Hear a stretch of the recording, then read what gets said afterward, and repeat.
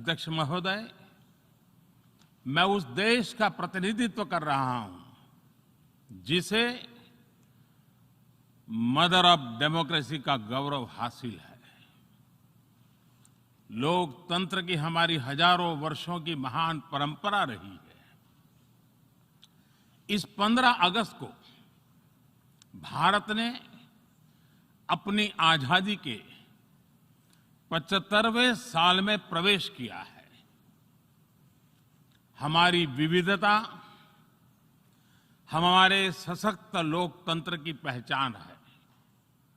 एक ऐसा देश जिसमें दर्जनों भाषाएं हैं, सैकड़ों बोलियां हैं, अलग अलग रहन सहन खान-पान है। ये वाइब्रेंट डेमोक्रेसी का बेहतरीन उदाहरण है।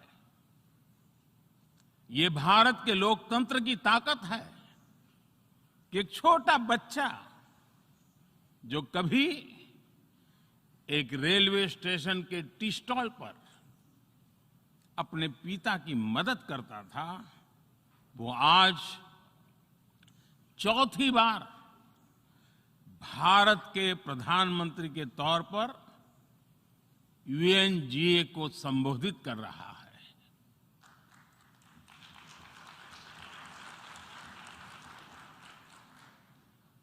सबसे लंबे समय तक गुजरात का मुख्यमंत्री और फिर पिछले 7 साल से भारत के प्रधानमंत्री के तौर पर मुझे हेड ऑफ गवर्नमेंट की भूमिका में देशवासियों की सेवा करते हुए 20 साल हो रहे हैं। और मैं अपने अनुभव से कह रहा हूं, यस, डेमोक्रेसी कैन डिलीवर।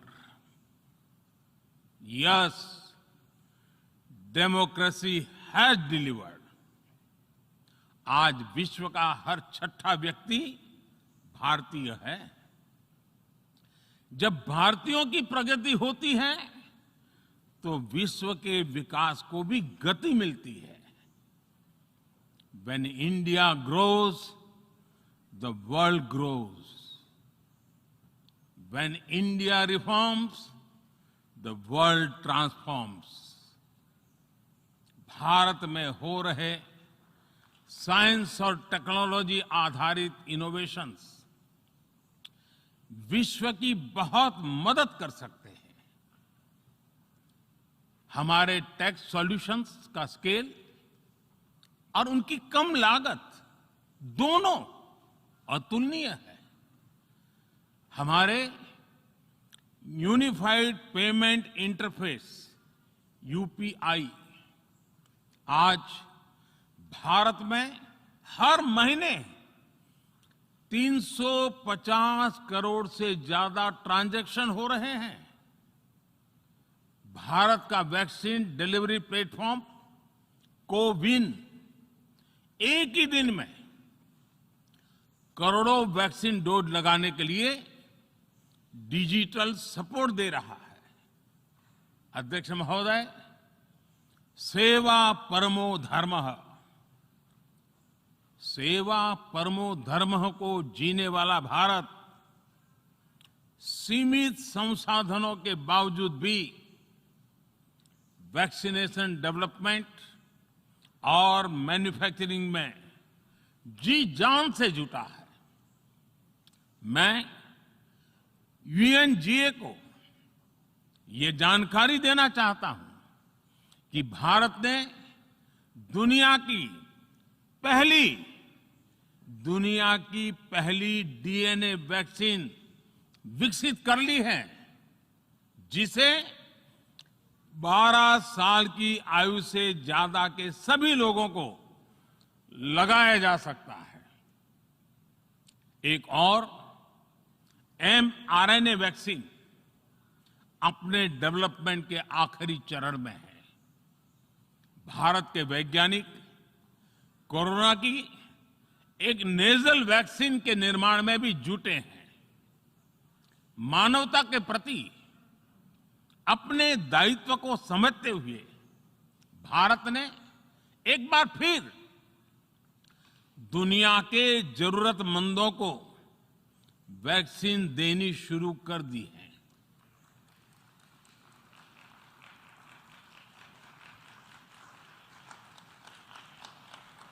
मैं आज दुनिया भर के वैक्सीन मैन्युफैक्चरर्स को भी आमंत्रित करता हूं, कम मेक वैक्सीन इन इंडिया। अध्यक्ष महोदय, आज हम सब जानते हैं कि मानव जीवन में टेक्नोलॉजी का कितना महत्व है, लेकिन बदलते हुए विश्व में टेक्नोलॉजी विथ डेमोक्रेटिक वैल्यूज, ये सुनिश्चित करना भी आवश्यक है। भारतीय मूल के डॉक्टर्स, इनोवेटर्स, इंजीनियर्स, मैनेजर्स किसी भी देश में रहें, हमारे लोकतांत्रिक मूल्य उन्हें मानवता की सेवा में जुटे रहने की प्रेरणा देते रहते हैं। और ये हमने इस कोरोना काल में भी देखा है। अध्यक्ष महोदय, कोरोना महामारी ने विश्व को यह भी सबक दिया है कि वैश्विक अर्थव्यवस्था को अब और अधिक डाइवर्सिफाई किया जाए। इसके लिए ग्लोबल वैल्यू चेन्स का विस्तार आवश्यक है। हमारा आत्मनिर्भर भारत अभियान इसी भावना से प्रेरित है। ग्लोबल इंडस्ट्रियल डाइवर्सिफिकेशन के लिए भारत विश्व का एक लोकतांत्रिक और भरोसेमंद पार्टनर बन रहा है। और इस अभियान में भारत ने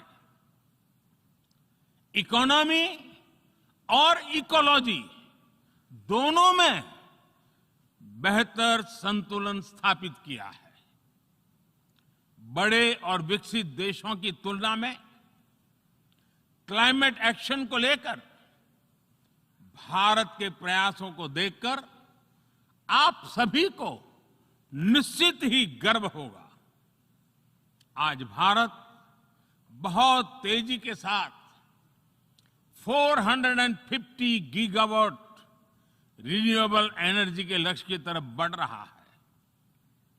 हम भारत को दुनिया का सबसे बड़ा ग्रीन हाइड्रोजन हब बनाने के अभियान में भी जुट गए हैं।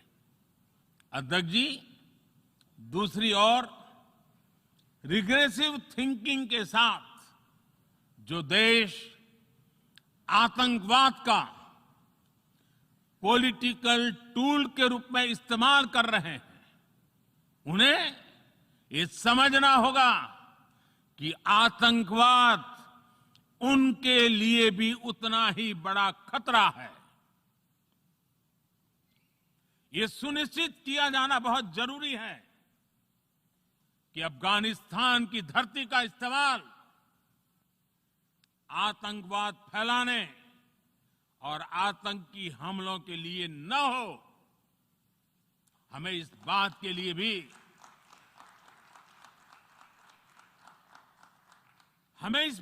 लिए भी सतर्क रहना होगा कि वहां की नाजुक स्थितियों का कोई देश अपने स्वार्थ के लिए एक टूल की तरह इस्तेमाल करने की कोशिश न करें।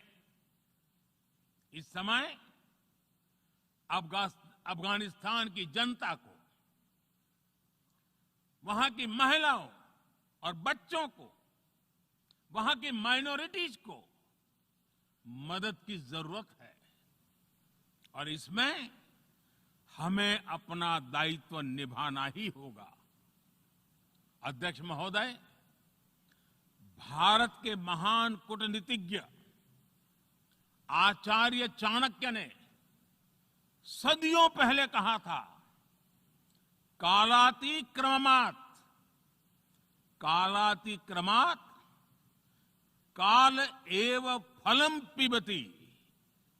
जब सही समय पर सही कार्य नहीं किया जाता तो समय ही उस कार्य की सफलता को समाप्त कर देता है। संयुक्त राष्ट्र को खुद को प्रासंगिक बनाए रखना है तो उसे अपनी इफेक्टिवनेस को सुधारना होगा, रिलायबिलिटी को बढ़ाना होगा। यूएन पर आज कई तरह के सवाल खड़े हो रहे हैं। इन सवाल को हमने क्लाइमेट क्राइसिस में देखा है, कोविड के दौरान देखा है, दुनिया के कई हिस्सों में चल रही प्रॉक्सी वॉर, आतंकवाद और अभी अफगानिस्तान के संकट ने इन सवालों को और गहरा कर दिया है। कोविड के ओरिजिन के संदर्भ में और ease of doing business ranking को लेकर वैश्विक गवर्नेंस से जुड़ी संस्थाओं ने दशकों के परिश्रम से बनी अपनी विश्वसनीयता को नुकसान पहुंचाया है। ये आवश्यक है कि हम यूएन को ग्लोबल ऑर्डर, ग्लोबल लॉज और ग्लोबल वैल्यूज के संरक्षण के लिए निरंतर सुदृढ़ करें। मैं नोबेल पुरस्कार विजेता गुरुदेव रविंद्रनाथ टैगोर जी के शब्दों के साथ अपनी बात समाप्त कर रहा हूं। शुभो कर्मोपोथे, शुभो कर्मोपोथे, धोरो निर्भयोगान, सौब दुर्बल सौन्योष होक अवसान। अर्थात अपने शुभ कर्म पथ पर निर्भीक होकर आगे बढ़ो, सभी दुर्बलताएं और शंकाएं समाप्त हो। ये संदेश आज के संदर्भ में संयुक्त राष्ट्र के लिए जितना प्रासंगिक है उतना ही हर जिम्मेदार देश के लिए भी उतना ही प्रासंगिक है। मुझे विश्वास है हम सबका प्रयास विश्व में शांति और सौहार्द बढ़ाएगा, विश्व को स्वस्थ, सुरक्षित और समृद्ध बनाएगा। इन्हीं शुभकामनाओं के साथ बहुत बहुत धन्यवाद। नमस्कार।